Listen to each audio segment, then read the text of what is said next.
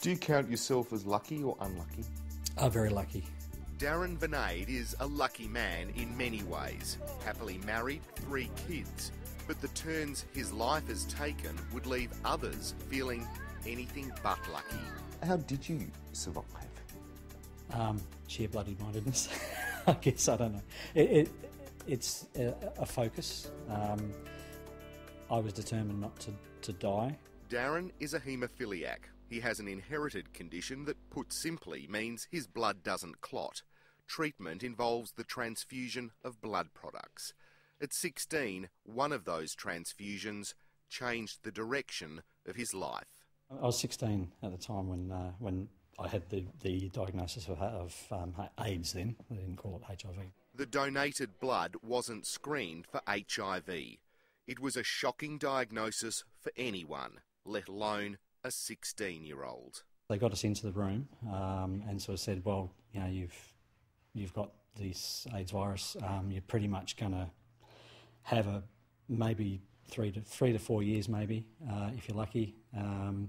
Most likely 2, and then you'll sort of your immune system will crash, and you know, we won't be able to do a lot for you. We'll just have to treat the symptoms.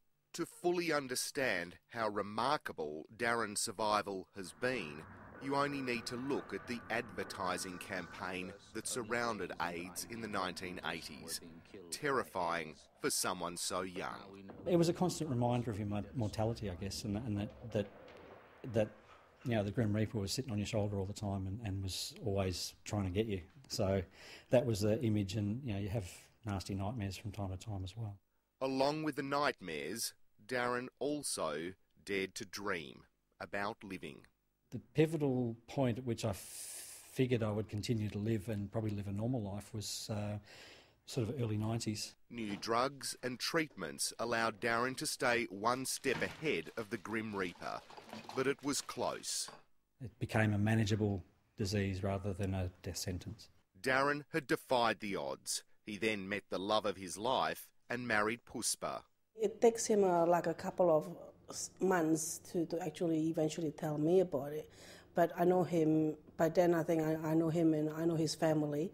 And even though there is a lot of stigma, but it didn't worry me because, well, I've heard, probably I've seen it or read it somewhere that you could get it from blood transfusion. The couple made the decision to have children, and after careful planning to avoid infection, their family began. Never thought that would ever happen, and yeah, just to have this little person that is yours, so yeah. Darren has written a book about a life lived so close to death. He wants to inspire other people, not just those with HIV. Basically to help others in similar journeys. That's my focus. To also, so it's not forgotten. I mean, it's something that to me has been forgotten in some areas, the haemophilia aspect. And I mean, I don't want to. There is no risk for the modern haemophiliac. There hasn't been since the mid-80s.